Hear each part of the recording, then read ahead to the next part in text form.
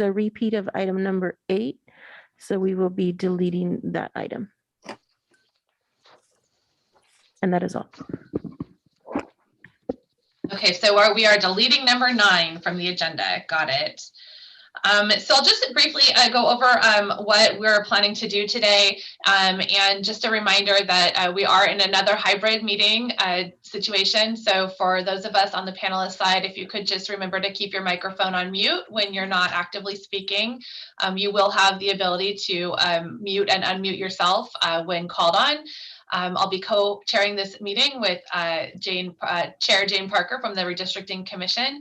And for those of you who are in the chambers this morning, it does not look like we have the ability for you to raise your Zoom hand, but if we could, Valerie, does someone in the Zoom room have the ability, in the chambers have the ability to raise a Zoom hand so that we can make sure we don't miss anyone's comments? I believe we can, yes. Okay, great. So you'll let me, you can raise a hand and we will make sure we call on our in-person members today. Okay, thank you, Chair. And we do have an interpreter via Zoom, Diego Celis. Oh, wonderful. So we do have interpretation. Diego, would you mind making an announcement, or do we have someone that can make an announcement about how to access the interpretation services that are available here through Zoom? Diego, I see you unmuted.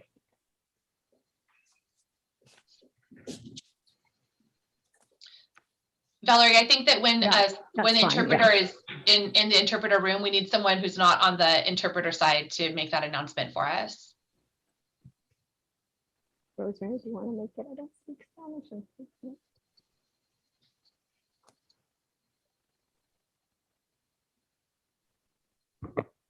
I'm sorry, did you need me to make the announcement? We would, that would be wonderful, thank you. And if you could just let folks know how to access interpretation on the Zoom room. Ok, buenos días. Diego Salas es nuestro intérprete para esta sesión. Si usted está planeando hacer un comentario o necesita servicio de intérprete, por favor, si pueda utilizar el icono al bajo de su pantalla que tiene el globo. Ese, nada más de oprimirlo y pedir, seleccionar la idioma del español. Recording in progress. Great. Thank you so much, Rosemary. All right, so what we're going to do today is we're going to get a general overview. We're going to open a public hearing. We're going to get an overview of the redistricting process. We will get a chance to receive some information about the current draft maps. We'll hear from from our commissioners about those draft maps. And then we'll get an update about the steps that follow from this meeting. At that point, we'll then open the floor to public comment and then close our public hearing.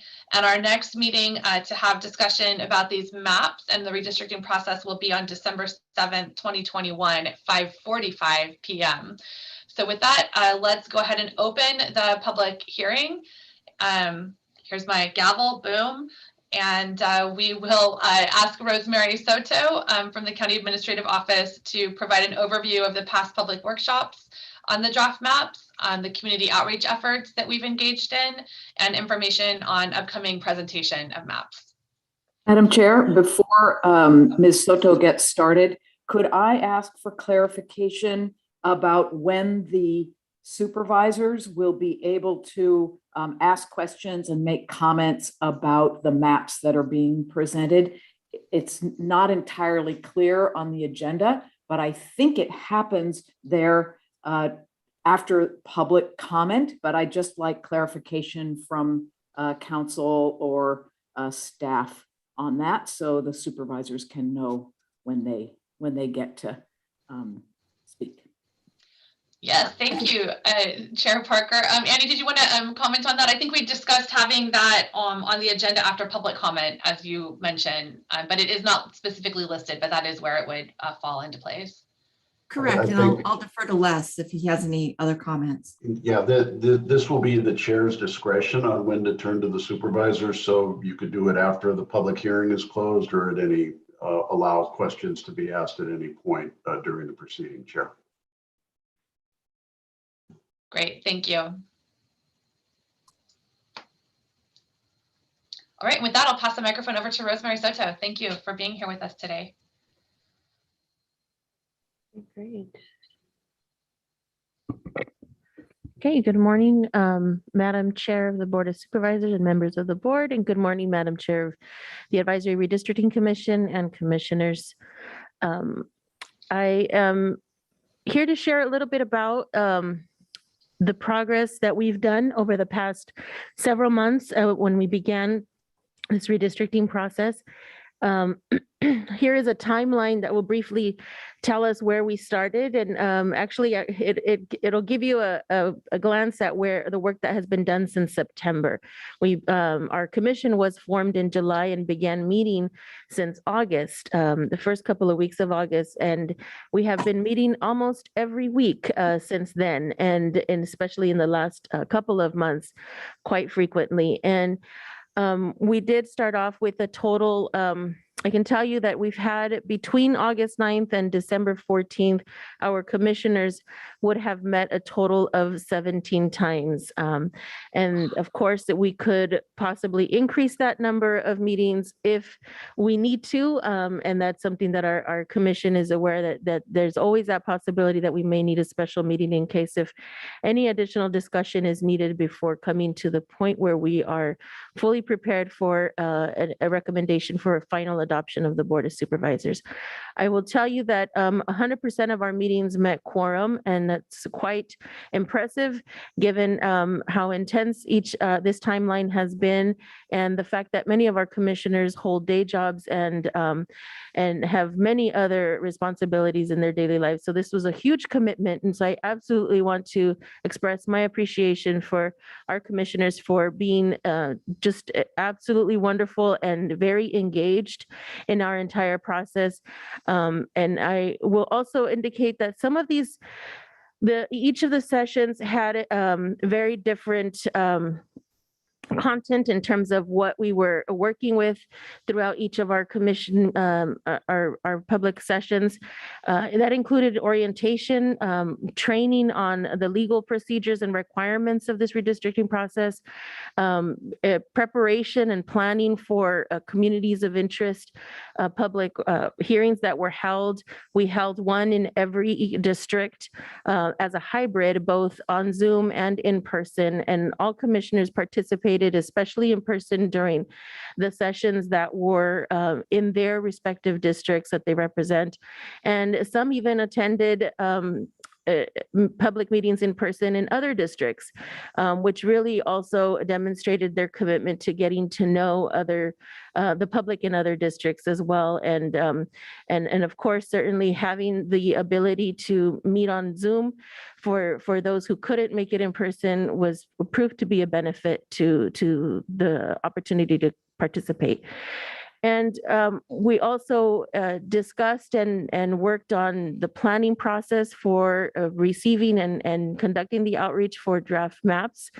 And that also included several sessions on reviewing the draft maps that were submitted, and 2 sessions were dedicated to review, discussion, and a ranking process that would help narrow down the most optimal draft maps that were submitted for your recommendation today. We also held virtual office hours. This was in partnership with our IT department, and Jackie Estrada, who is our GIS analyst assigned to this project, definitely did a tremendous job in not only making herself available in pretty much all times of the day, anytime that she was asked to participate and assist in this way, and providing technical assistance on how to use the online mapping tool. The approach was to first educate and inform our public and our commissioners on how to use the tool, provide a tutorial that was available online after a training was provided to our commissioners and the public, as well as being able to assist the individuals with completing it on their own. And at that point, if they needed to, Jackie was poised to assist with actually drawing the map and submitting it for them. So we held 2 sessions of virtual office hours, and have made ourselves available to hold office hours by appointment based on request. And I will also mention that these office hours were held bilingual in English and Spanish. And we also held public information sessions in partnership with several of our local community partners. That includes the League of Women Voters, LULAC, NAACP, MCOE, and Radio Bilingüe. And some of our commissioners had the opportunity to participate and engage in those opportunities as well. We also, for our outreach, we also held weekly digest and email blasts to our distribution lists. We also made media ad buys in our local, with our local media partners. That included Telemundo, KION, ensuring that we were also reaching out to the Spanish language networks, Radio Bilingüe, the Californian, El Sol, as well as South County Papers, The Weekly, The Herald. We definitely wanted to make sure that we got as much, and I forgot to mention Univision and Travision as well. Entravision is how it's pronounced, but yes. So this is a summary of the effort that has been done in addition to making ourselves available and being as responsive as possible to the public when they request any additional information, guidance, or support, and also consistent updates to our website. I can't appreciate our IT team enough. We have Jay Arellano, who has taken requests for updates also pretty much around the clock and as expeditiously as he possibly could. And so we want to give a shout out and appreciation to our IT team as well. Okay, so that is a summary of our effort in outreach and engagement with our community up until this point. And we will continue to reach out to our community up until the completion of this process. Thank you.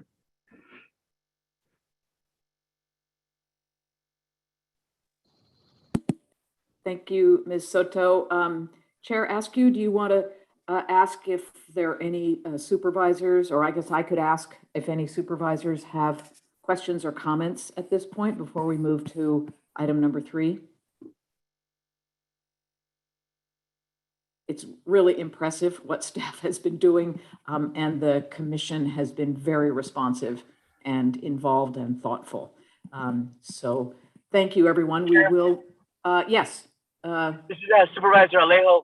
I just wanted to clear out on process. A lot of good work done, and I really appreciate Rosemary and Mrs. Estrada's efforts here over the last several months, and certainly very thankful to you and all the commissioners for your service. Only on process, I think I had raised concerns with Rosemary, on the mapping software. I know we put it online, made it available, and I appreciate the workshops because learning new software is not an easy task. But since it was only installed a few days ago, whereas Santa Cruz County had theirs up a month and a half before we did, the public there had a lot more time to learn the software and submit maps.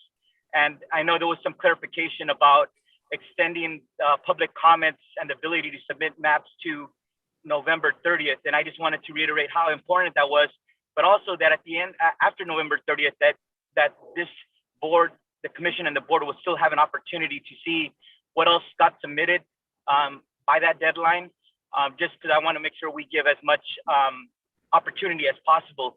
The second part was just making sure we're updating our commission website for all the meetings. I know I raised that as well because the last meeting that was listed on there as of yesterday was the November 13th meeting. And thirdly, it's the listserv for the commission. I tried to register for that earlier this week, and there was glitches in it that I think IT already fixed. But even me, signing up, I was not receiving anything. And that listserv should really serve to remind people who sign up to actually get notices a day before and perhaps the day of, to get the agendas, to get the notices of any meetings that are going to go on. I know we only have very few opportunities left up until the December meetings, but I just wanted to make sure that we iron out all the issues with our listserv and the website as well. I just wanted to mention that, and I think our staff are already on it and are addressing it, but there were problems as of yesterday, even with with our technology. Thank you. Thank you, Supervisor Alejo. Appreciate your comments, and I know the staff. This has been such a compressed timeline. They've been, one-armed paper hangers trying to deal with everything. As you say, I think some of those glitches are being taken care of. And I would like to have Ms. Soto speak to the question of the map drawing tool, because there was one available online several weeks before the fancy one got to us. So maybe Ms. Soto can speak to that. Yes, Madam Chair. There was a manual tool as soon as we realized, and I think we probably would have done it regardless, but when we understood that we did experience a few challenges with obtaining the online mapping tool after the state released the data, there was a bit of a delay in uploading data and making sure that all of that was ready for installation on our server and public use. So there's a whole, tech side of the process, right? We then worked with our consultants, our demographers that assisted us with, and they created a manual tool that was made available pretty much immediately on our website. And that was up for, I want to say, very early on. And we did notice that a good number of submissions were made through that option. Of the 12 or 13, I believe now we're up to 13 as of last night, maps, at least half of those were submitted utilizing the manual tool. I understand that it was very comprehensive and user-friendly as well. Perhaps not as high tech, but yet did serve the function of its purpose. Thank you. I should also mention that we were willing and posted that we could accept even hand-drawn maps, and we did not receive any with that option, but that certainly was also an option. Thank you, Ms. Soto. Yes, we were trying to make every possible accommodation. We had Survey 123 that was available early where you could draw maps. So we wish we had had more time, but here we are. So any other supervisors with questions or comments at this point? I had seen a hand up for public comment. Did the person who had their hand up earlier want to make a public comment? You could raise your hand again. Hi, Chair, it's Valerie. It was Javier Munoz. Okay. I'm not seeing, oh, has he been moved over to panelist? Yes, Mr. Gomez, if you would like to make a public comment, this is your opportunity. You'll have 3 minutes.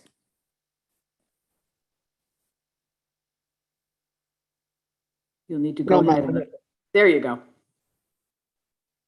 Okay. All right.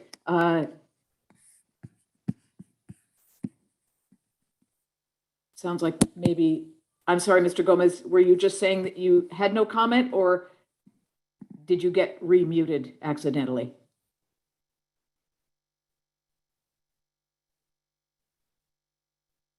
No comment, let's go. Thank you. That's great. Super. Well, then we will move on to item number 3 on the agenda. This is going to be a brief overview of, I believe, of all the maps that have been under consideration up until Thursday evening, November 18th. And this will be presented by our demographer team, Lapkoff and Gobeli. And this is kind of a precursor, and then we'll move to the maps that the commission has. We were able to narrow it down to 3 that we were most interested in. And I see that Council Les Gerard has his hand up. Please go ahead. Chair Parker, just to clarify the public comment, and I spoke to Chair Askew before the meeting started. So rather than taking public comment after each item, the plan was to go through the presentation and then take all public comments after item number 5. So I just wanted to make sure everybody understood that. Oh, thank you. Okay, so the items have separate numbers, but they're not separate items essentially in the public hearing. Okay.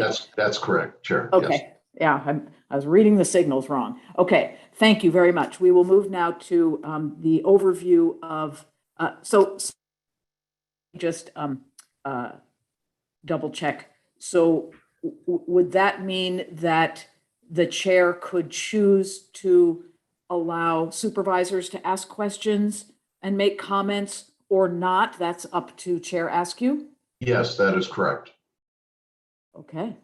So once we have the presentation by the demographers, Madam Chair, we'll to you. Take it away. I think it's Dr. Gobeli who's with us this morning.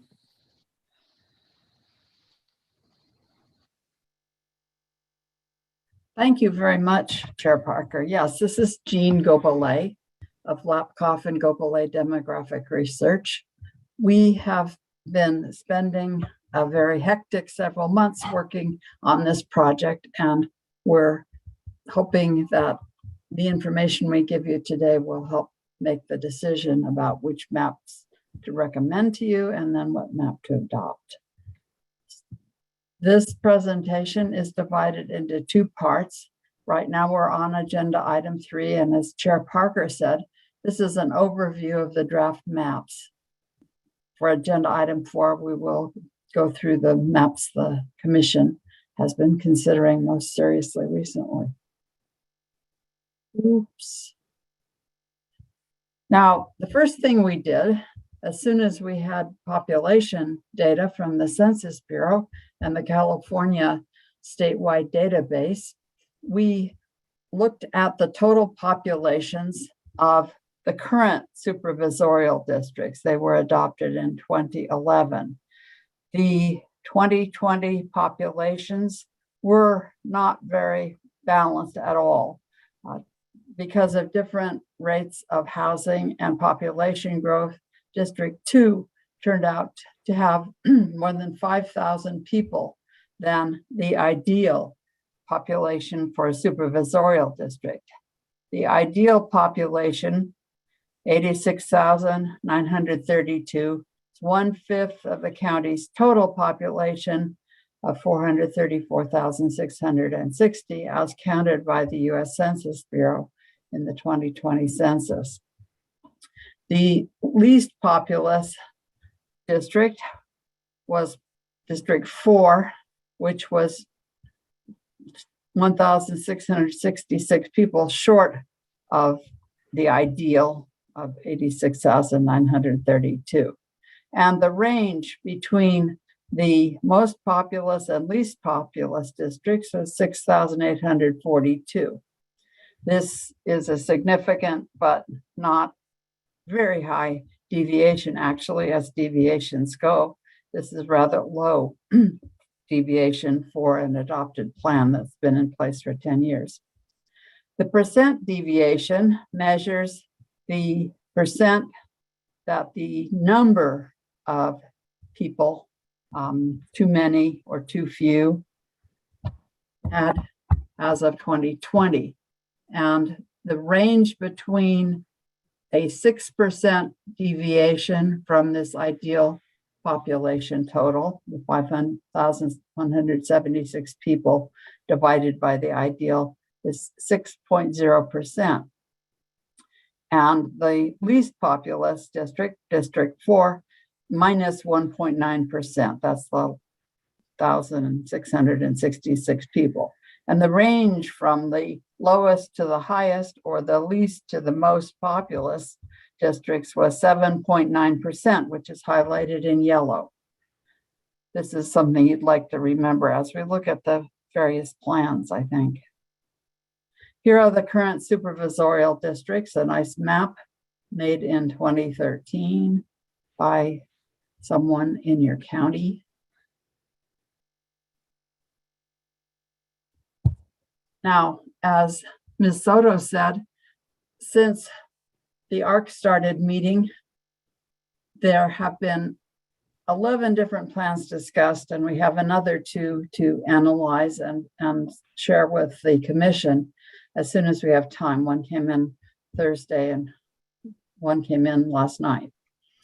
The characteristics of these plans, well, first of all, some facts about these plans. All plans are posted on the county's redistricting webpage, and they are posted as soon as we finish our analyses. All plans reduce the District 2 population. Remember, I said, while looking at the table, that District 2's population was more than it should be, ideally. So all plans moved some people out of District 2 into another district. The main difference among plans is that they divide Salinas in different ways. The differences will be highlighted in the maps I'm going to show you. Almost all plans have lower plan deviations than the current one, although there is one plan, F, that has the same deviation as the current plan. The Latino shares of the population and the eligible voter population did not vary significantly across the plans. We looked also at the registered and actual voters with Spanish surnames, and those didn't vary a whole lot across plans either. The plans were created using the tool we supply, the manual pieces tool, and the online redistricting tool, which is called Maptitude Online Redistricting. Plans considered, these 11 plans considered, all move Salinas population in District 2 out of the city. Salinas population in District 2 got moved out of the city, but the exact area transferred from one district to the other varied a lot. District 4, the least populous district, had various ways to reduce the District 4 population, increase the District 4 population, but residents, a number of residents of District 4 testified that they did not want to increase the number of Salinas residents in their district. If there had to be increases in population, they wanted it to be from areas other than the city of Salinas. Likewise, Delray Oaks residents testified that they strongly opposed moving their city from District 4, where it is now, to District 5. So almost all plans keep the city of Delray Oaks in District 4, where it is now. Creators of many plans reduced the number of,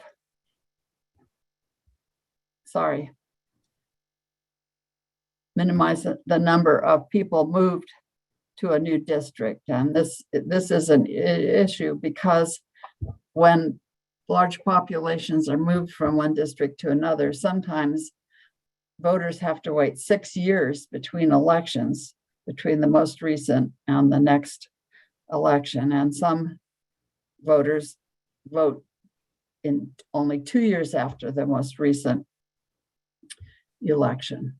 And I'll talk about that more in a bit. So here is the slide illustrating the comparison of plan deviations, and the row at the very bottom that's highlighted a pale creamy color shows those deviations that I mentioned before. And here's another measure. This is the eligible voter share of each district in each plan. And Plan K is yet to be analyzed, and Plan L is yet to be analyzed, but they're placeholders for that.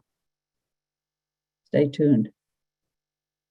So now I'm finished with my agenda item 3 comments, Madam Chair. Great, thank you so much for all of the work that goes into navigating these maps and these statistics and the legalities around how this all works. And thank you to everyone who submitted a map for consideration. I think that it looks like many of these maps are coming from community members and commissioners. So it's excellent. Are there any questions? Our chair's agenda got a little bit confusing, but we are going to ask if there are any questions from the Board of Supervisors about the presentation. Are there any questions from the commissioners about what was just presented? Steve? Yes, ma'am. Can we bring up slide 6 again? The first statement on slide 6 showed that they were getting moved back in or out of the city. I didn't understand the way that was written. It seems to me that what we're trying to do and what she was trying to explain is that we were moving, I'm sorry, it's slide 6. We're trying to, the intent was to move people out of District 2 back into the incorporated Salinas. And I didn't quite read out of the city, I didn't understand that. Maybe she could elaborate. So maybe I didn't get quite how that was written, that first line there. All plans move Salinas population in District 2 out of the city. Well, I think they're going back to the city, not out of the city. Thank you. Jean, you're muted. Let's get you unmuted so we can get it. Thank you. Sorry. All of the plans move part of the District 2 population that's in Salinas out of District 2. The people from North County, some of them testified that they would rather have very little Salinas population in their district or less population from Salinas in their district. So they were clear in saying that they wanted to be unincorporated and rural in nature. So all the plans did this to some extent, but the area that was moved out of District 2 into another district varies across the plans. Is that clear, Commissioner? Thank you. I just didn't understand the way that was written. Yeah, I apologize. Not a problem. Thank you very much for explaining it. Thank you. Good question. Any other questions from commissioners? All right, seeing no hands. Is anyone in the chambers? You'll let me know, Valerie? Yes. Okay, great. Thank you. All right, so next up, we're on to item number 4 on our agenda, our posted agenda, which will be to present the recommended maps for redistricting of supervisorial boundaries. And I'm going to pass it back to you, Jean, for a presentation of the recommended maps. Thank you, Madam Chair. Before we move to Dr. Gobeli and her presentation, I just want to say on behalf of the commission that we had hoped, we tried mightily to come up with a recommendation for the Board of Supervisors for this meeting today. We were able to get partway there. It remains a work in progress. What we were able to do is to identify, basically it's 4 maps, but maps G and H are very similar. So we're sort of considering them as one map. So we have 3 maps that are that give you a pretty good variety of options. These are the ones that the commission is most interested in. But it is a preliminary look for you, and we value the feedback and questions that the supervisors may have. We still have maps coming in, and as Supervisor Alejo and others have mentioned, the deadline for map submission is November 30th. So the commission will continue to work on coming up with a recommendation for the Board of Supervisors on December 7th. But so far, this is what we're able to present. So thank you for your patience in this wild and highly compressed timeline and process. So thank you. Dr. Gobeli, please go ahead with the maps of interest. Yes, thank you, Chair Parker. I wanted to mention the reason this process is so compressed in time is that Census 2020 gathering of data was delayed by COVID issues, and also they didn't release the data that we needed to do the redistricting until, well, we didn't get it till the end of September. So it took a long time for us to get the data that we used to get by February. So that's one reason this process has been so concentrated and so fast. All right, that said, for this part of the agenda, I'll show you the preliminary plan choices, but as Chair Parker said, this is still very much a work in progress because there needs to be a lot more discussion of not just the plans that were currently focused on by or most recently, the focus of the Commission's considerations, but there are new maps coming in, and the other maps are still on the table. And as has been said before, or perhaps a little differently, the Commission will decide which map or maps to recommend to the supervisors at its December 2nd meeting. And then on December 7th, the supervisors will need to choose which one to adopt, or even adopt the map on that December 7th date.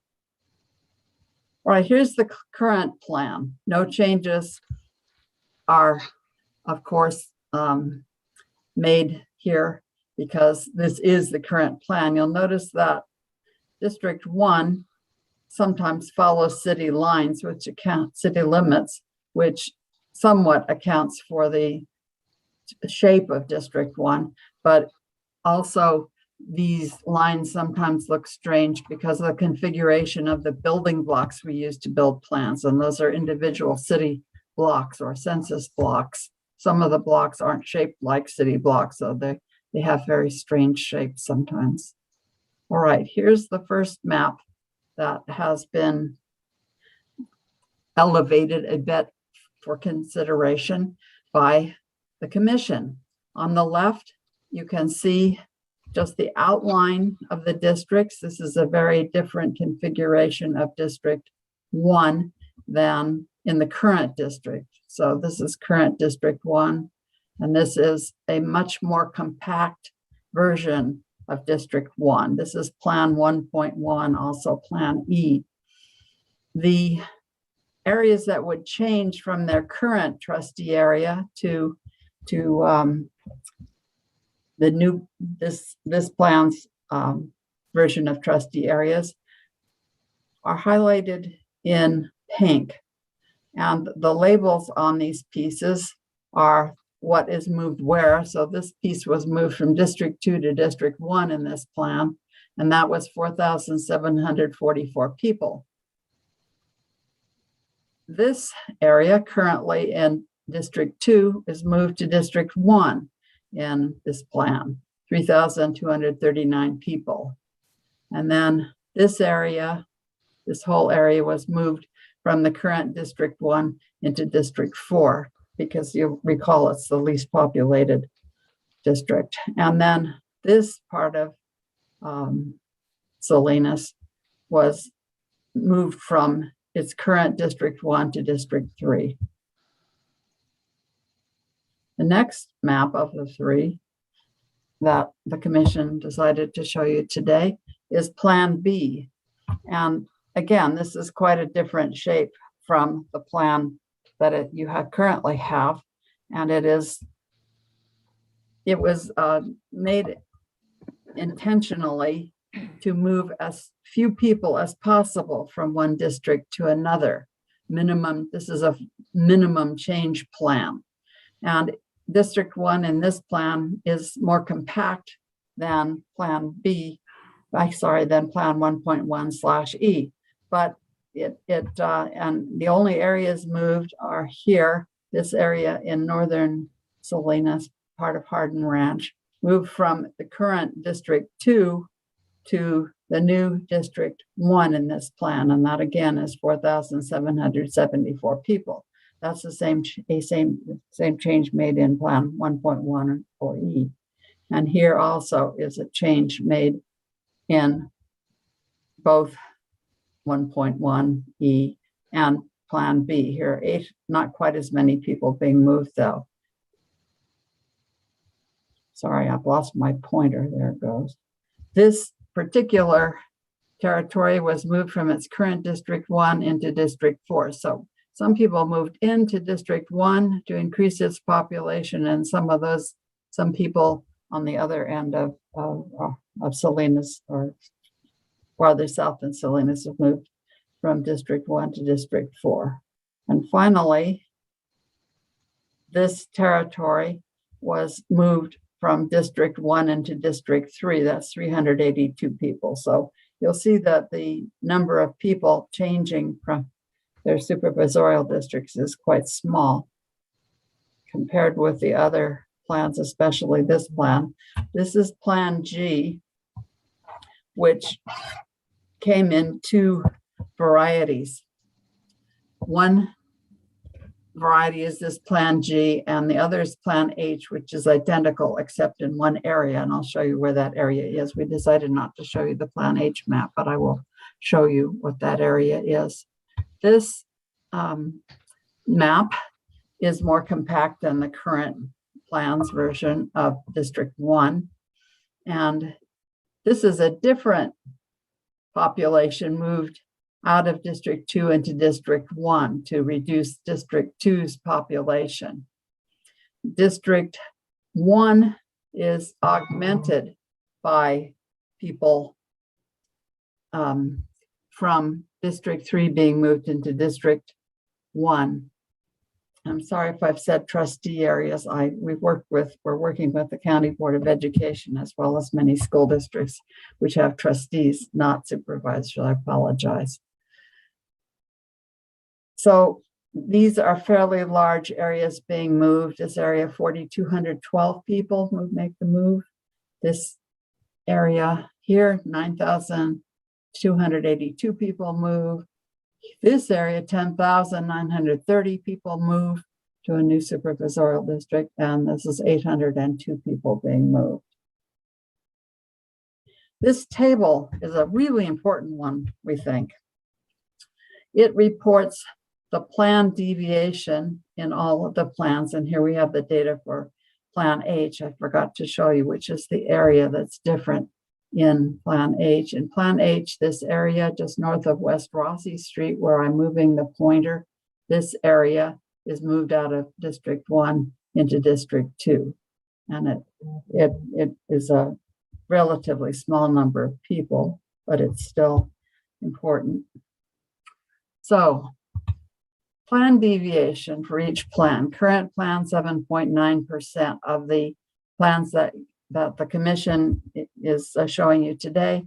The plan deviations are all lower than this current 7.9%, but the 7.9% is still a legal plan, so that it would be possible for the county not to change its current boundaries at all, but wait until 10 years from now, when there will have been a whole lot more population and housing growth, and the plan deviation will be, I'm sure, well over the 7.9% it is now. The number of people in the current plan, of course, has none moved. Plan 1.1/E has a total of 14,720 people moved.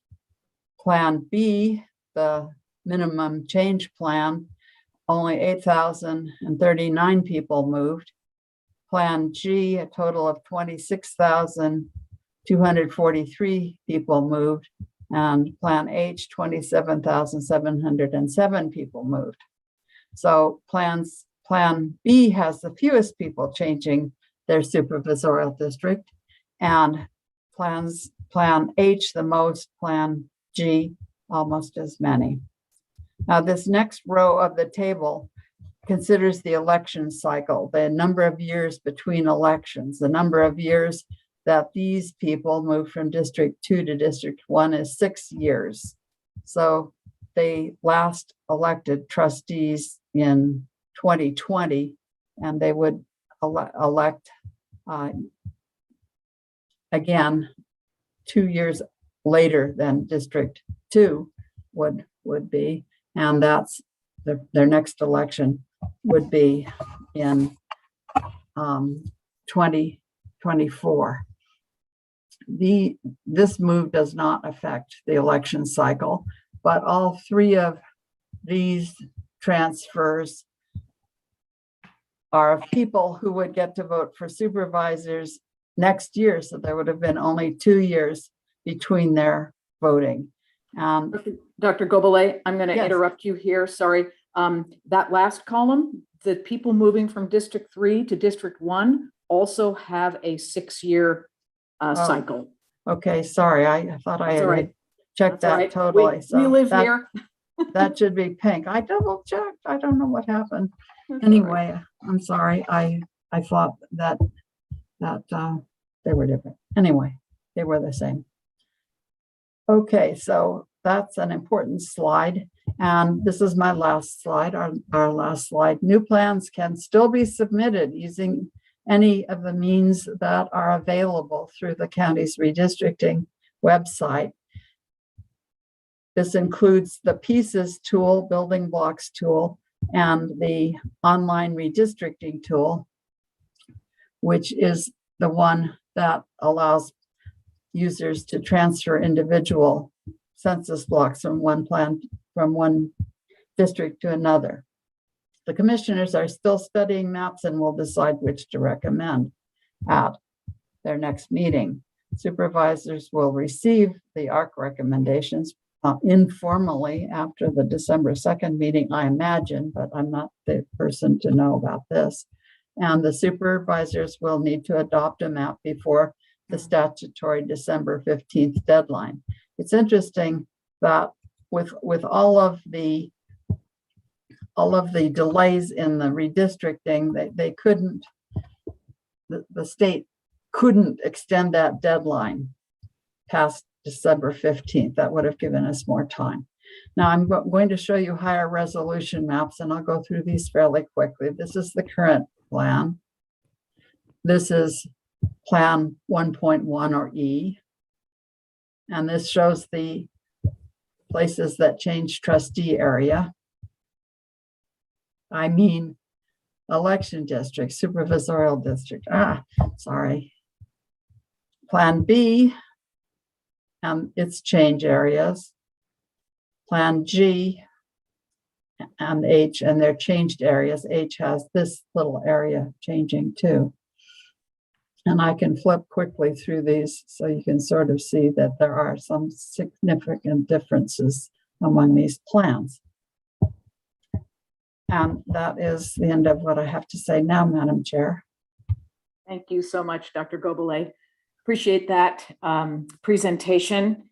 And we're going to move now to the next item on the agenda, which is the spokespeople from the different districts from the commission are going to take 3 minutes, up to 3 minutes, to talk about the considerations that went into their support of a certain map or various maps. So we'll start with District 1, and the commissioner spokesperson for that, I believe, is Commissioner Natalia Carrillo. Good morning, everyone. Thank you, Chair Parker, Madam Chair Parker, and Chair Askew. I appreciate the opportunity to speak today. As Chair Parker mentioned, my name is Natalia Carrillo. I've been a resident of District 1 for almost all my life, and I'm serving with 2 of the commissioners who have also been long-term District 1 members, Sergio Sanchez and Ernesto Gonzalez. I want to also take the opportunity to thank Supervisor Alejo for giving me the opportunity to serve on this important commission, and my hats off to the staff who have been able to keep up with all the demands we've been asking of them. I thank you, Rosemary, and the IT and Vanessa. You guys have done an excellent job. I really do appreciate all the work put into the work that we've been working on.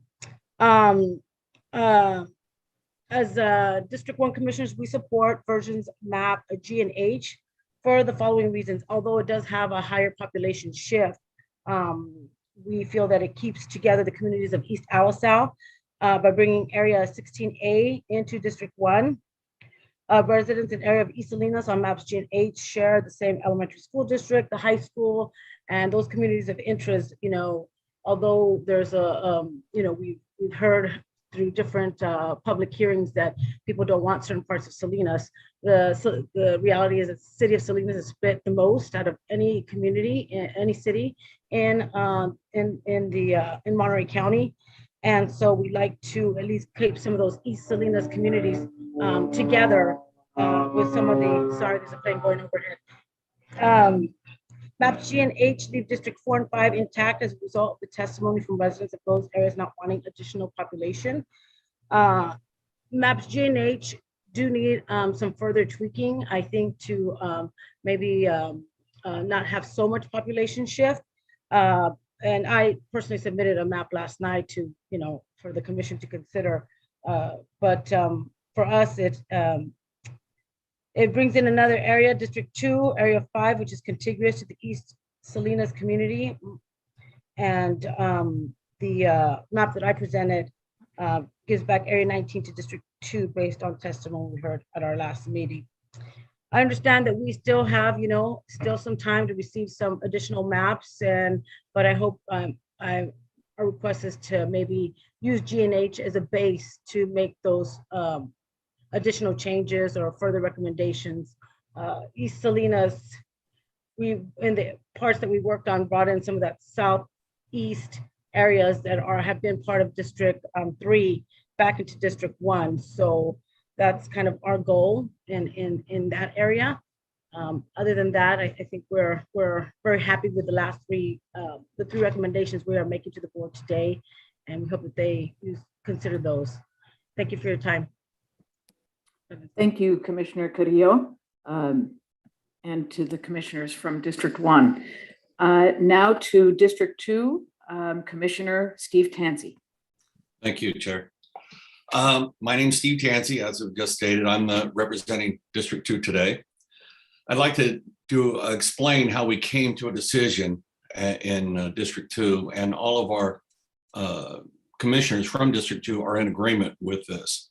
We looked at each plan and looked at the positive and negatives for each plan and how it affected every district. When we talk about Plan B, it doesn't alleviate the wishes that we heard in our public hearings. They wanted to reduce the amount of incorporated Salinas in unincorporated District 2. So it really doesn't achieve that goal.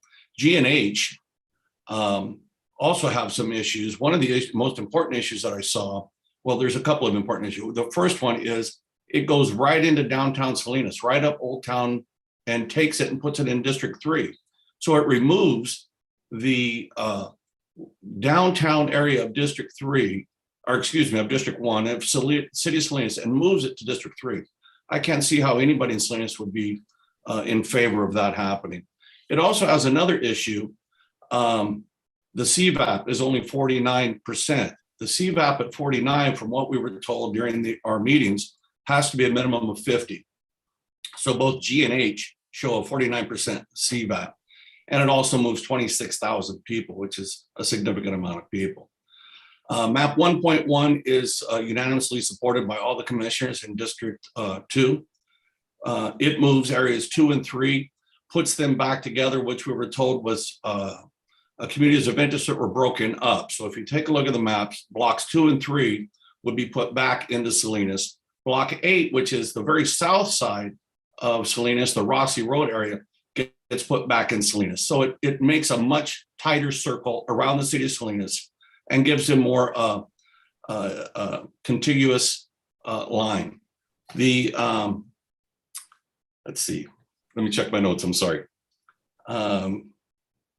In our public hearings, I just want to reiterate that it was very strongly stated to us by every single person there and online that they wanted to keep North County District 2 as unincorporated as possible.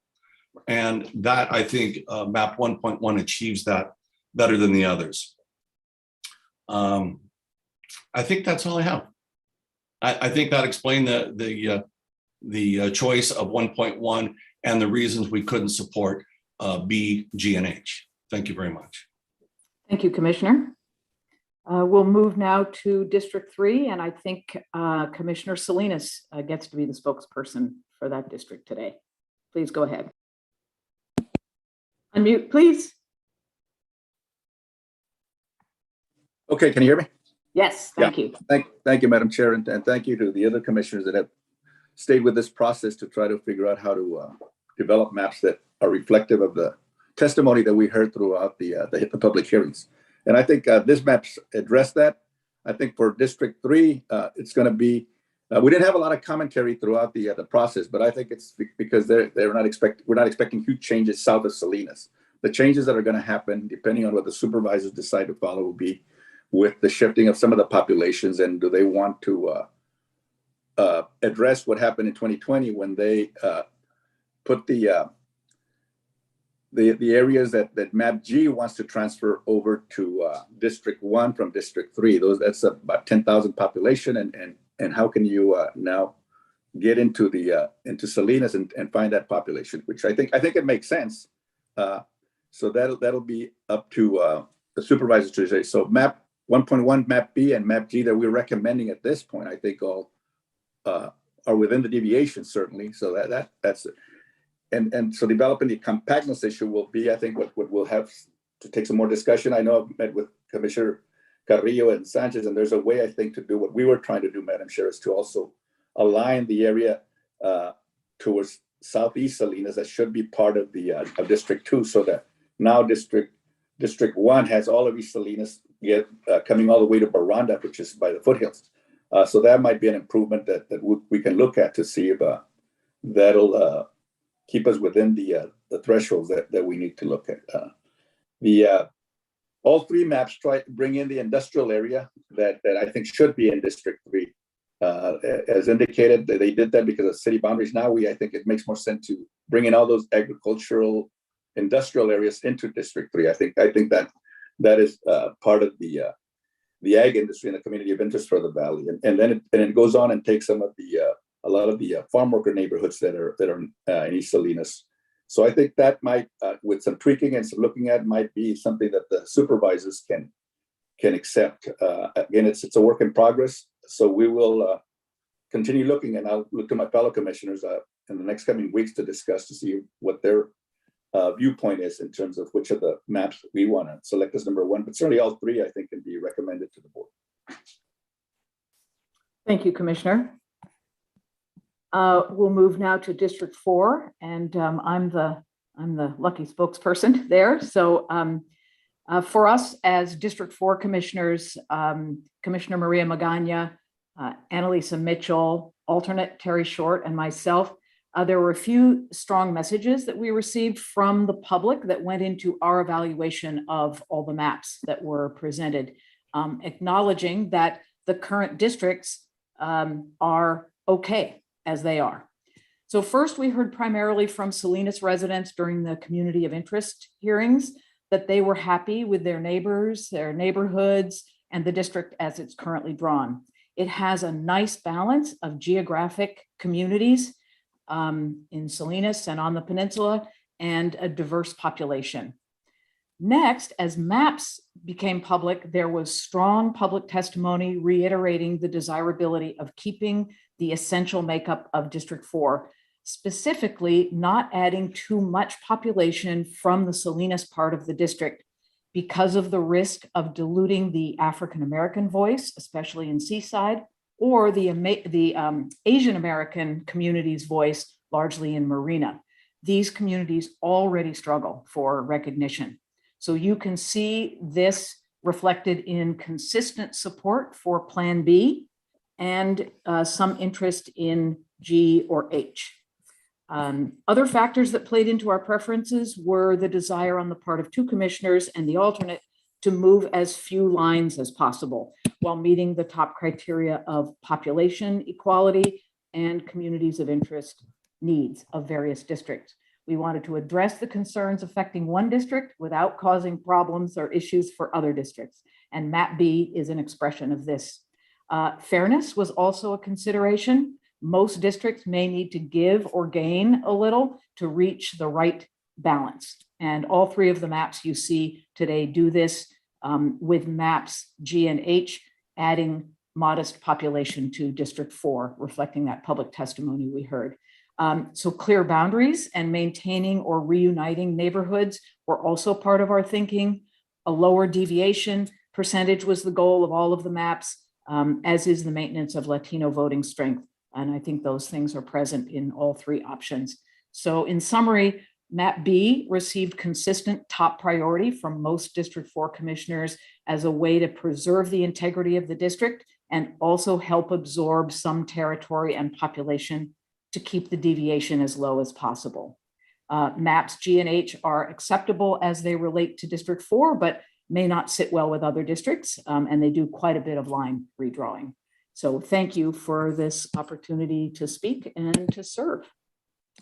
And we'll move now to District 5. And I think the spokesperson for District 5 is Commissioner Monica Lau. Hello, good morning. Good morning to Chair Askew and all of the supervisors today, fellow commissioners, members of the public and county staff. Thank you for the opportunity to speak on behalf of the District 5 commissioners, Ms. Sands, Commissioner Farek Jones, Alternate Commissioner Richter. Also, thank you for this opportunity for public service. As a native to Monterey County, I'm very interested in this process and in supporting our community. The rationale for the 3 maps presented to the Board of Supervisors for review today consisted of listening to public input, both written and oral, formal and informal, information and training provided by the demographers Lapkoff and Gobeli, and active discussion with our fellow commissioners. District 5 has fairly clear, identifiable boundaries, particularly in respect to the peninsula cities. We reached out to community leaders on the South Coast for input, and there was very little by way of any changes to the current map. And in truth, the discussion concerned more the proposed changes by the state of California. The one proposed change regarding Delray Oaks from District 4 into District 5 received a number of public comments in opposition, and we felt we should take them into consideration in the proposed maps.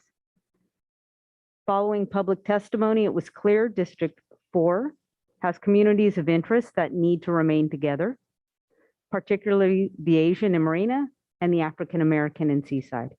This was taken into consideration. The preference to keep District 2 rural and unincorporated was also taken into consideration. The desire to keep communities of interest together in District 1, 2, and 3 provides a key challenge, and this was taken into consideration. We understand we're going to be continuing to refine these maps, continue to accept maps, and continue our discussion. Today, the summaries just from the fellow commissioners has been very helpful in helping us identify where we might need to work a little more. So in summary, the 3 maps we're presenting today, I think, are a great basis for us to move forward. Thank you. Thank you very much, Commissioner, and thanks to all the commissioners and all the spokespeople for bringing this thought process forward. And I'm going to turn it back over to Chair Askew to see if how she wants to handle things going forward. Thank you, Chair Parker.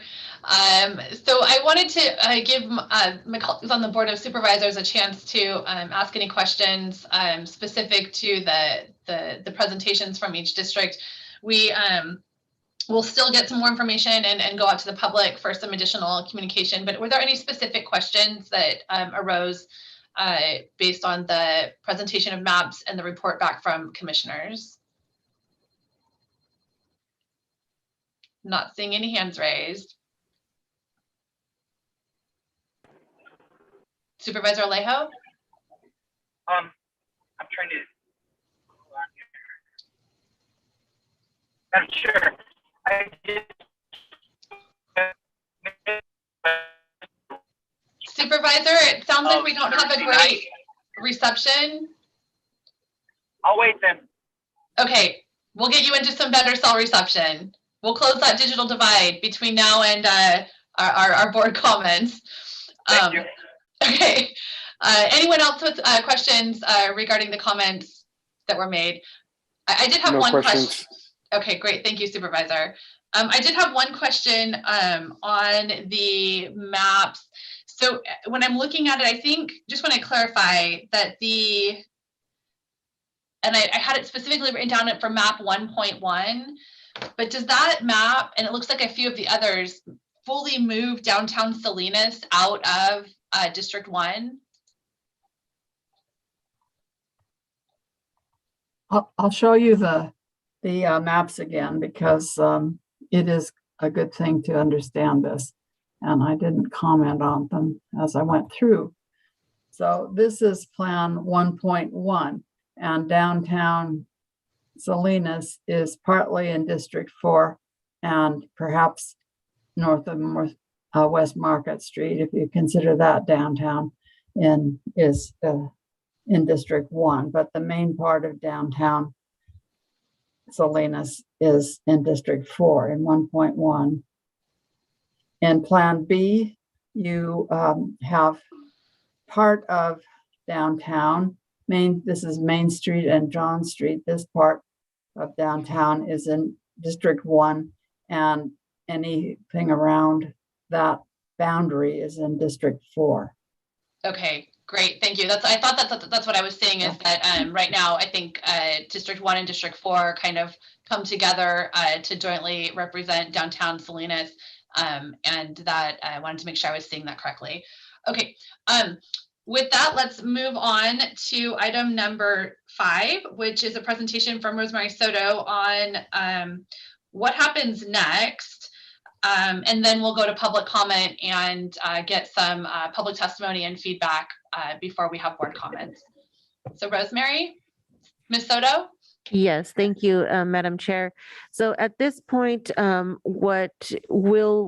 next steps for us will be to take these top 3 recommended draft maps to be reviewed by the Registrar of Voters. And it's important that the Registrar of Voters has the opportunity to review them and identify and communicate any potential issues that might arise as it relates to, implementation, which is what happens after the board adopts with redrafting any precinct mapping that has to happen in her realm. So that is something that we would communicate through email. We will share that with her, and she will then give us any feedback that might be of importance for the commission to consider and for the board to be aware of as well. And we will hold our next public hearing, joint public hearing, which would be on December 7th at 5:45 p.m. And it will also be available on Zoom.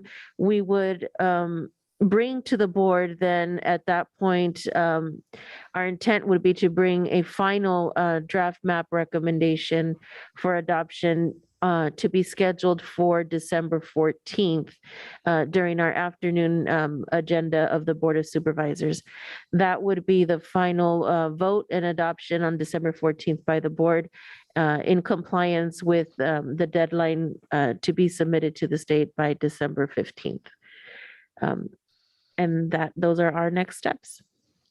Thank you. Great. And I think that December, if we do meet on December, if we're not able to adopt something on December 7th, December 14th would be called as a special meeting? It is during our regular scheduled agenda, and I will defer to Annie if it's considered a special meeting. I believe it's.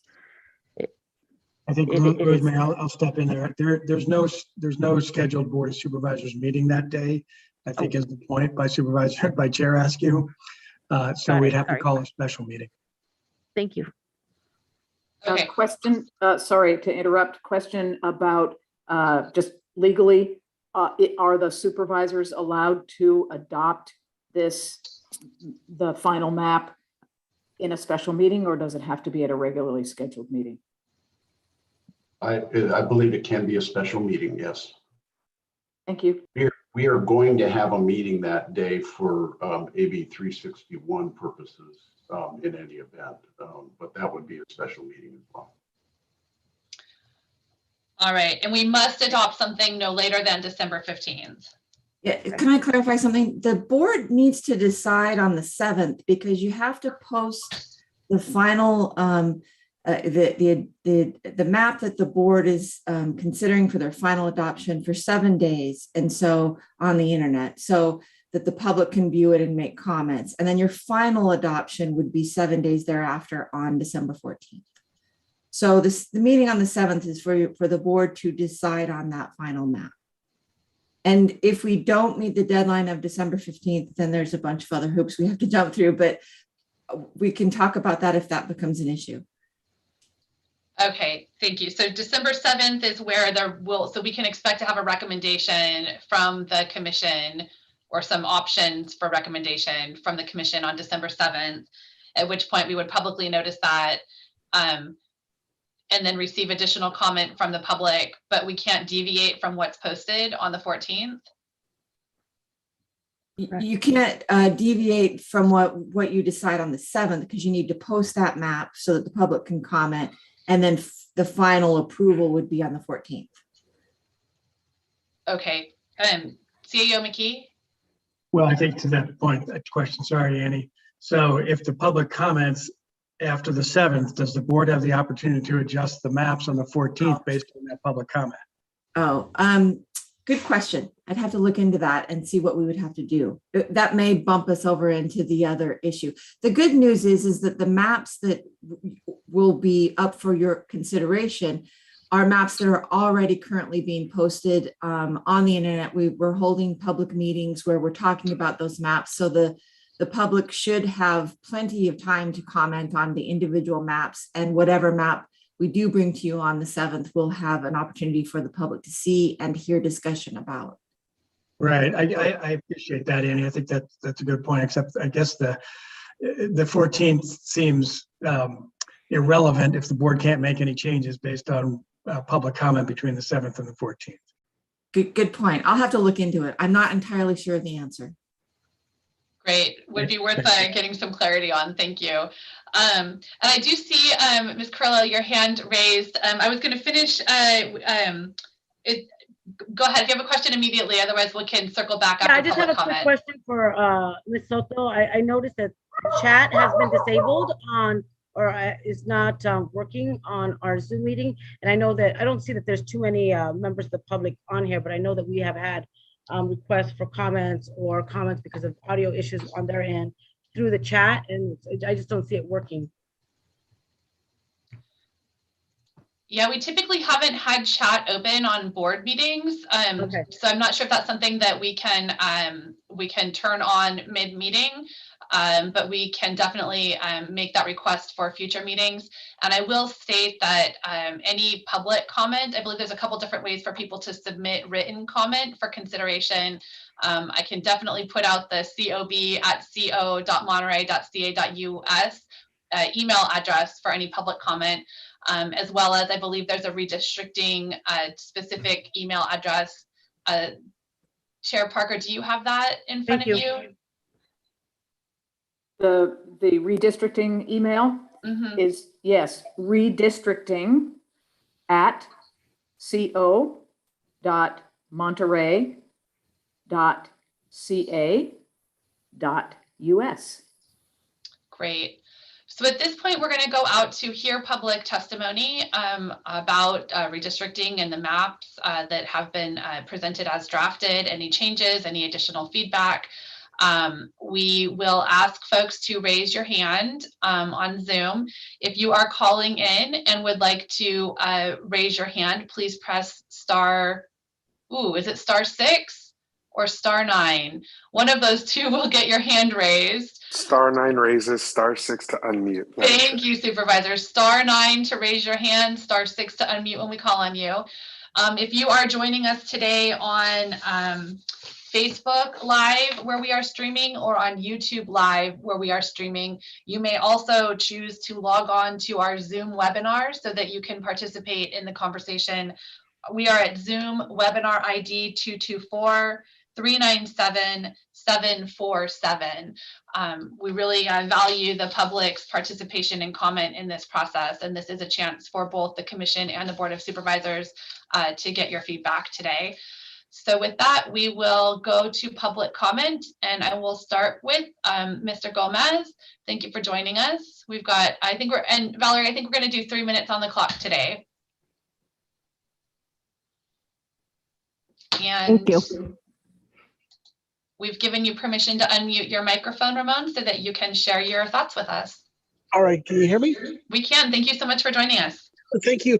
No, I just wanted to say, I think the 7-day requirement, I think that on the day of the 7th, the board could provide direction and to have maps adjusted, but they have to be published that same day for the board to consider on the 14th.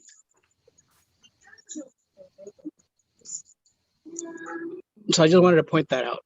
Great, thank you. Did you have any other feedback about the draft maps or what we've heard today from commissioners? You know, it's premature. I think I'm going to wait and see what other maps come in.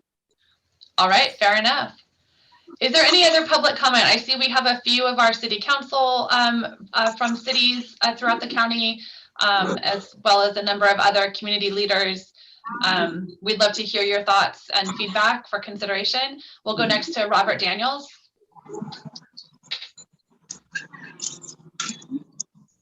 Good morning. Can you hear me? We can. Thank you for joining us. Yes, ma'am. Well, first off, thank you for the presentation. Thank you for your due diligence and the work that you have put forth. As a resident of District 4, I greatly appreciate how our testimonies in the previous meetings was highlighted. One thing I would like clarification on is on one of the public outreach meetings, we was told that as a public member, if we wanted to submit our own map, that it would need to be published 7 days before the board would consider it for adoption. So my question would be, I've seen that the deadline for the submissions would be November 3rd. If we had submitted it, would it be in consideration for the board on the 7th? Or is the public already out of that process already? Thank you. Thank you, Robert. I mean, that's a great question. And since we are having a public hearing, let's hold that question. We will get an answer for you when we complete public comment here. We'll go next to Rosalind Green. That's great. Good. I'm actually gonna just echo what Robert Daniels just brought forth. That was gonna be my question with the submittal deadline on the 30th. If those maps were going to make the timeline for the 7th. And I too appreciate our voices being brought forth. And I just want to reiterate the importance, of making sure that the maps that we go with are conducive to all communities' growth and just ability to thrive or even be sustainable. We want to make sure, especially in District 4, where we have groups like the communities of color with African Americans and even the Asian community, that we are being considered in the remapping so that our voice and visibility does not shrink, but it allows us to continue to have our opportunities of expansion in our areas. And yeah, I'll wait for the answer that I echoed with Mr. Daniels as well. Thank you. Great, thank you for joining us, Rosalind. Is there any other public testimony today? Anyone else who's joining us who wants to comment and be on record with your thoughts, concerns, suggestions? This is the chance to make those comments. All right, Sharon Miller.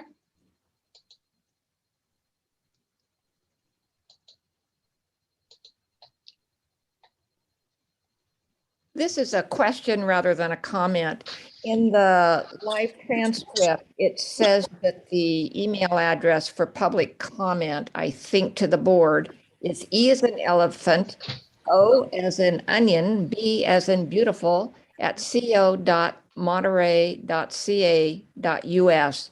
But when I went to that link, it took me to something else. And maybe our automatic transcription just didn't get the letters correct. So I wanted to clarify that. Thank you. Great, thank you. Thank you for that clarification. And I'm not sure that if we have a screen that can be shared that has those two written email addresses that can be put up on a share screen for anyone who's watching, so that they're very clear about how to send their communication if they're not able to comment on the Zoom today. Okay, Ernesto, I see your hand raised. I'm going to wait till we're in public comment at this point, so we'll call on you when we get back to our board and commissioner comments. Is there any other public comment or testimony to share today?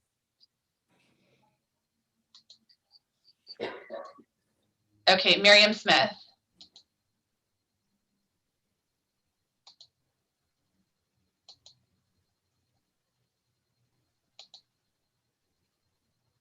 Oh, okay. Can you hear me? We've got you, Miriam. Yep, thank you for joining us. Okay, hi. So I just want to make sure that with the redistricting, I'm just now my first meeting, but I had been hearing about it, and with the redistricting, that we are not drowning out voices. I want to bring that to the platform. We're not drowning out people being included, especially the Black community, and so many times this has been happening, and no one has looked at it that way. Somebody's behind the scenes and making sure that we are not included. So we got to continue to have a voice and continue to be included. And I want to speak up to that. So when people are sending in their maps and doing everything, and you redistrict, I don't want it to, we have all these meetings, everybody's participating in the meetings, and then you still do take away certain people's voices that, may not have enough money or maybe Black or, so I just want to make sure to the people that are listening and to the people that are doing this, that we consider that, because it seems like District 4 is the main topic, because anyway, they're the main topic, it seems like, and it, I could be just being partial, but it looks like we're doing this just to drown out District 4, and I just want to bring awareness to that. Thank you. I yield my time. Great. Thank you for joining us, and thank you for your comments today. So I'm not seeing any other hands raised from public comment. Okay, we've got another hand that came up. So if you would like to public comment, if you could raise your hand so that we can roll through everyone and I don't miss anyone. So please do raise your hand if you would like to share public testimony. We'll go next to Pastor Murray. Thank you for joining us today. Thank you, Supervisor Askew Root, and to Chairperson Parker, and to all. I just wanted to let District 4 know that I support what is right and rightly done for District 4. Please do not allow the Black voice or the Asian voice to be taken away by any type of redistrict. Listen to the people and let the people's voice be made known, that we are here and we are anticipating the right thing to be done for District 4 and for all the districts, I should say. And thank you all for your hard work, all the commissioners, administrators, supervisors. I commend you all for your hard work in this, and no, it's not an easy decision, but we just want to be considered in Seaside particular, and Marina, the Asian voice, to not have our voices drowned out by any type of movement of adding more population to where that will be done. So please take our comments to be very important and serious. Thank you. God bless you. Thank you for your comments today. And thank you, Rosemary, for getting this slide up for everyone. So with that, I'm going to close public comment and bring it back to the board for discussion. Up on the screen, we have the email addresses for anyone who was not able to verbally submit public comment today. We have to submit public comment with your thoughts, concerns, ideas, cob@co.monterey.ca.us, or directly to the Advisory Redistricting Commission at redistricting@co.monterey.ca.us. You can snap a screenshot of that or find it on our website. Again, thank you, Rosemary, for getting that shared so that everyone who wants to share their thoughts has the opportunity to do so. All right, with that, I'm going to, I see Ms. Burton has her hand raised, so we will pass it to you, and I'm hoping you may be able to answer some of the questions that were posed. Yes, so the map submission is open until November 30th. The commission will meet again on December 2nd and review any of the maps that were received between today and the 30th. So you do have until the 30th to submit maps. On December 2nd, the commission will hopefully make their recommendation to the board for the single map that they are wanting to push forward to the board. The board will meet on December 7th in another joint meeting and discuss the maps submitted and the recommendation, and hopefully make their final choice on that night. The map will be posted to the website, and then the board will meet again on the 14th. I will get back to you on public comment between the 7th and the 14th, just to make that clear. One other thing I wanted to mention is when the demographers or council, when we talk about or analyze the maps, we're analyzing the maps for the criteria set forth in the Fair Maps Act. We will bring to your attention any issues with that criteria. We are looking at the maps themselves. Our comments are in no way geared toward any implying anything against the drafters of the maps, one way or another. We're just commenting on the maps themselves. So if your map is a map that we comment on, it is not personal to you. It's just we need to bring it forth that the map might have some issues under the criteria set forth in the Fair Maps Act. Thank you, Ms. Burton. And so the other question, just to be really clear, is that every map that's been submitted, all of those maps are all posted on the website. Is that correct?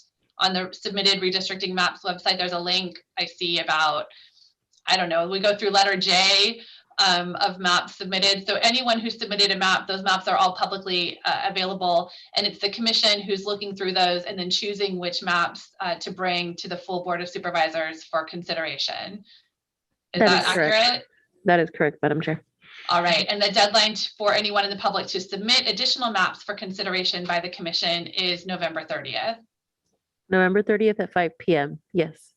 All right, so I'd encourage everyone to hop on the website, take a look at the maps that are posted, and consider submitting your own map. Your map would be considered by the commission, and then the commission will decide which maps to bring forward to the board meeting on December 7th. So just to re-clarify the process again. All right, with that, I'm going to ask the Board of Supervisors, this would now be the time for board questions and comments. Supervisor Alejo, did we close that digital divide for you? Yes, ma'am. All right, fabulous. Who knew it was that easy? Okay, thank you very much.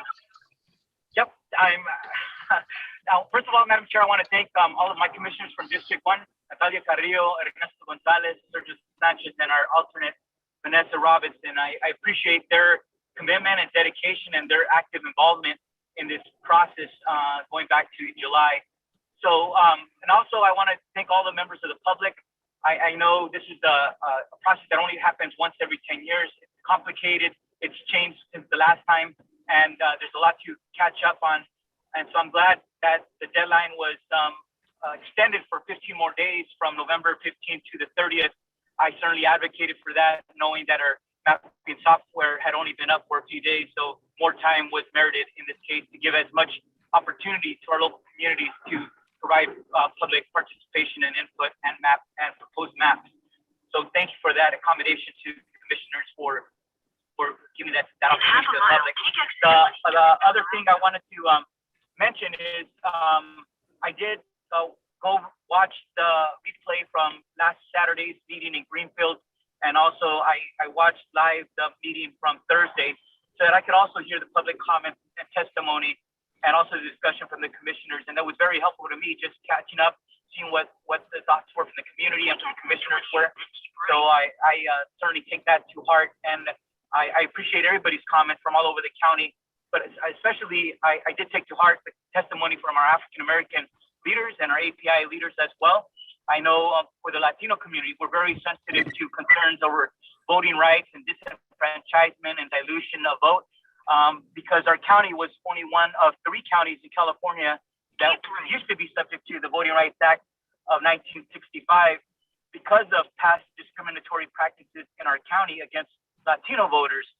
In fact, some of the cases that reached the Supreme Court early on challenging discriminatory electoral procedures and systems came out of Salinas and out of Watsonville in the late 1980s. So yes, those concerns are very sensitive to us, and we're very attentive to the same concerns from other residents and communities. And so I just wanted to comment on the maps that were proposed, because I think watching last Thursday's meeting, at the end of the meeting, the commissioners took a vote on their top 3 votes, and maps G and H were combined because they were very similar. And that received, I believe, 11 votes. Map B received 8, and then in third was map 1.1. So looking at maps G and H, which are very similar, I just wanted to express my early thoughts on what has been proposed for map G. Map G achieves a goal that was mentioned by some of District 1's commissioners, and that was to try to unite the east side, the Alisal community, which has historically been divided, along Williams Road. And so when people mention not diluting other communities, well, the East Salinas, the Alisal, is also very sensitive. And so I think I hear from the community that there's an effort to try to better unify the Alisal. And it does make sense, because you have Alisal High School, for example. It's one neighborhood, but one side is in District 1, the other side is in District 3, even though the residents of those neighborhoods are contiguous and have a shared interest in terms of education and that small economy and that part of the Alisal. And currently they're just divided among 2 different districts. So as other communities have raised concerns, so have residents of East Salinas, which have historically been, I think, ignored and excluded and disempowered in many different ways. And finally, we have an opportunity to bring some more cohesiveness to that part of my city. And so when we're looking at what perhaps unifying the Alisal, of course, you have to accommodate for changes that you make there in other parts of the district, so that the change is not so great, or all the change isn't happening in one sole supervisorial district. And that's why when I think the commissioners looked at what areas may be able to make changes, the industrial area that has many of the food processing plants in Salinas, there is some logic to having them be connected with the other major agricultural district in Monterey County, which is District 3. And so I think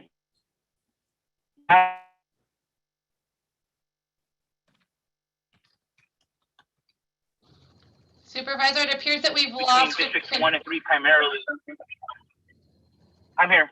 The major changes are on District 3 and 1 primarily. The map G, I just want to comment on 2 other areas, because as the map was drafted, Area 19, which is the area between Alvin and Northridge Mall, is currently included in that proposed map. But it could be if there needs to be a change, the other area that if that were to remain in District 2, the other logical area that would make the LSL more contiguous would be adding in this area 5 rather than area 19, and that would truly solidify the LSL by adding that newer portion of East Salinas, because those homes were developed more recently than the rest of that community. That would make sense as well. The only other, as was mentioned, the map has very small changes into District 4, and those are areas 11 and 12. And then there was discussion and comment about Old Town Salinas, and that is area 10, and that is currently in map G, that is included in District 3, along with area 13. But I'd be open to certainly keeping that portion of Old Town in my district area 10 to be added into map G also. So just some proposed modifications to refine this particular map, and that would reflect some of the additional comments that we received from the community. Thank you, Madam Chair. And again, thank you to all the commissioners and the public for your participation. Hopefully we get this right. And certainly from now to the next 10 years, there will be a lot more growth in Monterey County. So the additional growth will certainly be a big issue 10 years from now when we do this all over again. Thank you. Thank you, Supervisor. Any other supervisors with comments today? Yeah, Chair Askew, I too like to thank the commissioners and the public and everybody for putting their input into it. And as Commissioner Tanzi said, out here in North County, we would like to be completely rural, or the people out here would be completely rural and not be as connected with Salinas as we are. But the fact is 43 to 44% of my district is in Salinas. And so I've gotten quite a bit of input from constituents out here, and almost to the person they're supporting of the 1.1. I got to say, I looked at all three of these, and I don't think any of them are unreasonable, and they all have some positives and some negatives, and I think with some tweaking, I could end up supporting any one of these on it. Unlike I could have, there were some other drafts, C and D in particular, that I would have had a real concern about supporting. I guess my feeling is, like my constituents, 1.1, I think has some value in that the parcel 2 and 3 would go better into D1, Supervisor Alejo's district. And the other portion is number 8, that section between Rossi and Market, south of Davis, that goes into the train station. That never did seem like it fit with my district. I know a number of us were at an event at the train station. We all assumed it was Supervisor Alejo's district, and then they said, no, that's Supervisor Phillips' district, number 2. So I think moving that into District 1 makes more sense. But like I said, I think 1.1 from our standpoint seems to be the stronger one from North County standpoint. But I think we could live with B or G. So again, thank you to all our commissioners that spent this Saturday, but also a lot of other times, as you mentioned, a very compressed time frame to work on this. So thank you, Madam Chair. Thank you. Supervisor Lopez, any comments? Yeah, thank you, Madam Chair.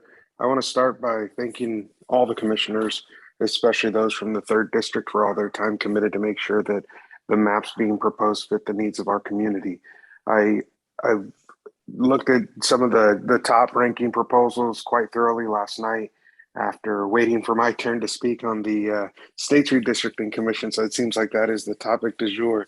I appreciate the work and the stress that goes into putting together maps and looking at them. I agree with the comments of both my colleagues, Phillips and Supervisor Alejo so far on G and H, being workable. I don't know that they're perfect yet, but I would like to ask the commission to go back and spend some time really looking at those proposals that have floated to the top to see what can be worked out, and especially around some of those areas that were raised today as of particular concern, both by commissioners and supervisors.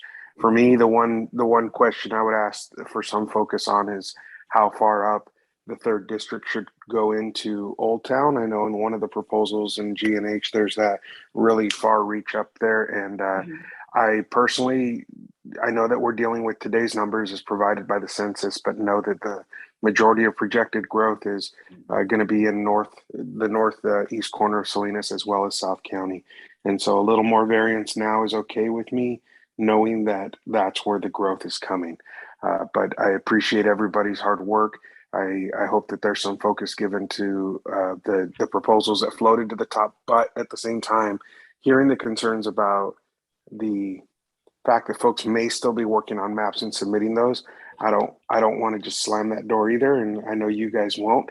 And so we're saying that some of these maps are floating to the top. Please keep an open mind with anything new that might come in, as well as I think all of the public's input should be considered and weighed evenly. But again, thank you for the hard work, and appreciate you guys creating things that the community so far. I can tell you after seeing the reaction that a lot of my colleagues and counterparts throughout this region have had to the state maps did not fuel such a big fire. So we appreciate your hard work. I think the fact that there's nobody here screaming today is a testament to the work you've put in, and it is appreciated. Thank you, and thank you, Madam Chair. Thank you. So I do have, let's see here, a couple other questions for the commission and the demographers. So and thank you for hearing Delray Oaks. It sounds like their voices were heard, and I think that the signal that sends is that you are listening carefully to the public testimony and feedback. So anyone who wants to know if your voices are being heard, I'm seeing and hearing that they are. Were there any specific neighborhoods that asked to be moved from one district into another? Were there any neighborhoods or blocks that said, no, we think we should actually be in a different district?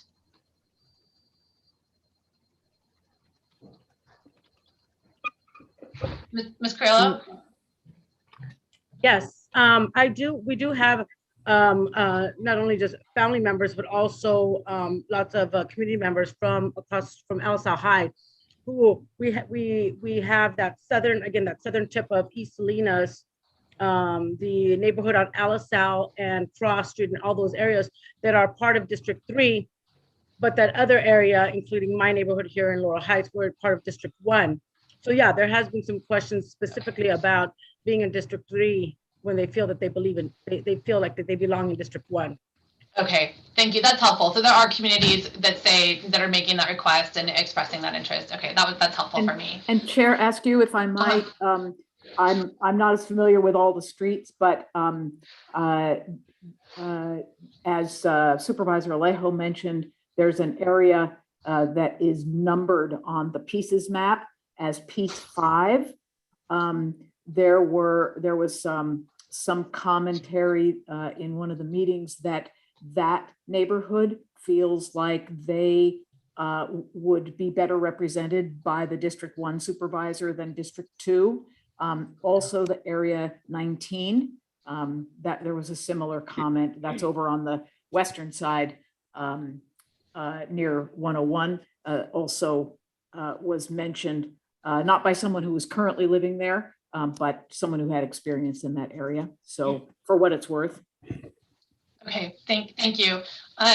So I'll reiterate just sort of my general discomfort with the supervisors having control over districting of our own districts that we currently sit in. I would have much preferred to pass this responsibility to an independent redistricting advisory committee.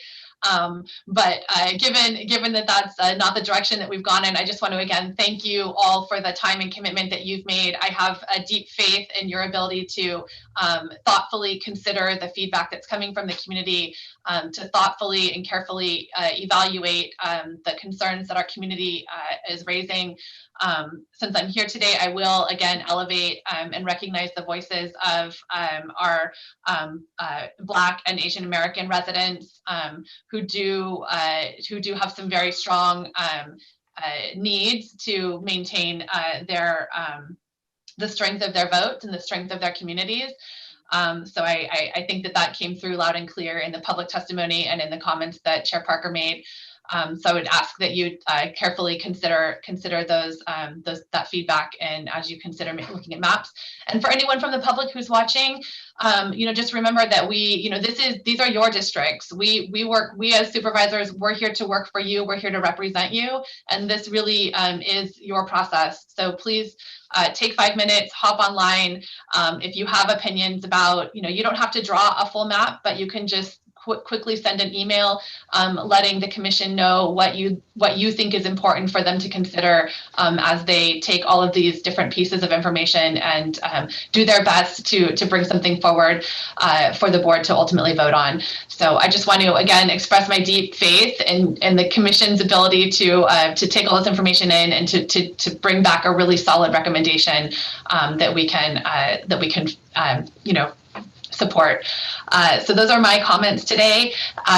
Supervisor Adams was not able to join us today, but I appreciate the District 5 commissioners and District 5 community members who are here representing that community. And I will, let's see here, we're going to close the public hearing, but I see County Council Les Gerard has his hand raised, so I'll go to you first. Madam Chair, can I also ask at one point, Ernesto Gonzalez did have his hand up? Yes, thank you. Okay, so let's go to Les Gerard and then Ernesto. Thank you, Chair. Through the miracle of modern technology, Ms. Burton and I have done some quick research and conferred about the process for the board on the 7th and the 14th. The elections code only requires that a draft map be published on the internet for 7 days before being adopted as final. It doesn't say that you have to choose one draft map to publish. So on the 7th, in our opinion, the board could choose to publish multiple drafts for that 7 days and then make the final decision on the 14th. In addition, I don't know if this is technologically possible, but if on the 7th, there's public comment that would compel the board to make some minor adjustments to a draft map, as long as that could be made that day and then published for the 7th day, for the 7 days, that would qualify in addition for consideration on the 14th. So the board has the discretion to publish for 7 days more than one map and then take public comment on the 14th and make its final decision. Thank you. Great, thank you for clarifying that. Mr. Gonzalez. Can we get you unmuted? We've got to get you unmuted here. Hold on. Did that help? Did that help? That works. We've got you. Yeah. Sorry. Do I have like 90 seconds, 2 minutes? Yeah, feel free to make your comments. Okay. First of all, I did not start making any maps until I heard a lot of the testimony from the different peoples, electeds, et cetera, from the different communities. So when I heard from the Black community and the Asian community from District 2 that they liked Plan B and the reasons of why, they basically didn't want their power to be diluted so that they would have a better opportunity of electing candidate of choice.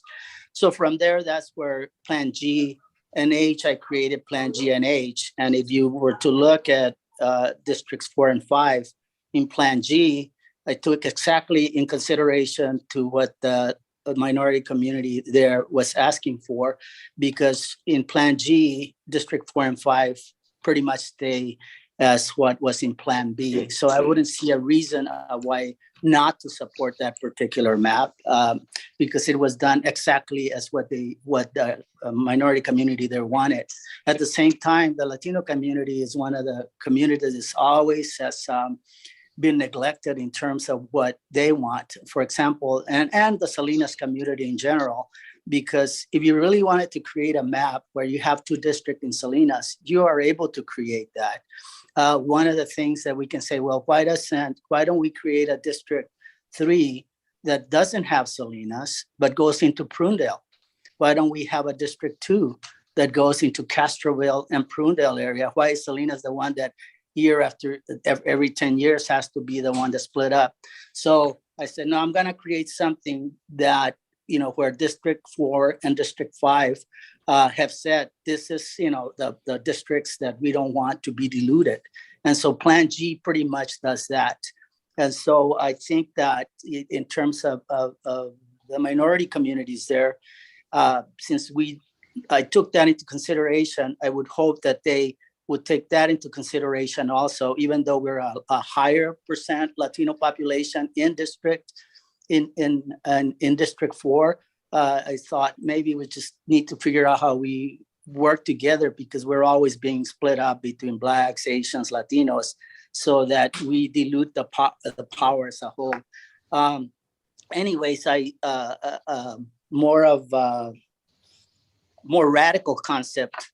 Maybe the district should be looking, or the supervisors should be looking at creating 7 districts instead of 5. Not necessarily here this time around, but maybe in a year or 2 years start thinking about that, because then the Black and Asian population would be increased. Prunedale would have its pretty much close to its own district. South County would have their own district if you cut it from Salinas. So that's a possibility.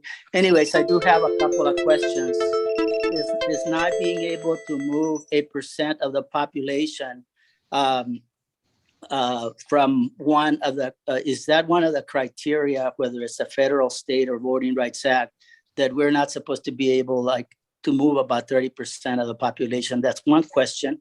Another question is, have the courts ruled one way or another as it relates to creating maps where a large segment of the population is moved from one district to another? For example, in the case of Map G that moves about 30%. Those are my 2 questions. And then supervisors should get an option of at least 3 maps and not necessarily 1. Thank you very much for giving me all that time. Yeah, no, thank you for all of your work on the Redistricting Commission. So let's, before we adjourn, let's see, do we have an answer to those questions? Or is that something that the commission can make sure that there's information provided at the next meeting? We can make sure that information is provided at the next meeting, and maybe Jean and the team from LabCoff and I can discuss those issues with the full commission and the public at the next meeting. Great. Well, Chair Parker, I'll pass it back to you. Can you announce when the next Redistricting Commission meeting is? And then we will close our public comment, or close our public hearing and adjourn our meeting. Thank you, Chair Askew. Yes, the next meeting of the Advisory Redistricting Commission is on December 2nd from 5:30 to 7:30. Remind me, Ms. Soto, I think we may be back to Zoom only at that point, or? Yes. Great. Okay, so it will be on Zoom only, and the link is available on the redistricting website. So thank you all very much. Thank you. County Council Gerard. Thank you, Chair. I just wanted to comment on increasing the number of supervisors. Monterey County is a general law county, and state law provides that we have a board of 5 supervisors. A charter county can have more, but we are a general law county. So I just wanted to point that out. All right, thank you. With that, we will close our public hearing. I'd like to thank everyone again who has committed so much time to this process. Again, these are your maps. We all work for you, and this is how we make sure that we have representative government that does represent the communities within Monterey County. Thank you to all of our attendees who've chosen to spend their Saturday morning with us. We really value and appreciate the feedback that you've been able to provide, and look forward to getting some great recommendations from the commission for consideration by the full board to move forward and meet our December 15th deadline. With that, happy Thanksgiving to all, and we'll see you back here again soon. Thank you. Thank you. Thank you. Right on time. Look at that.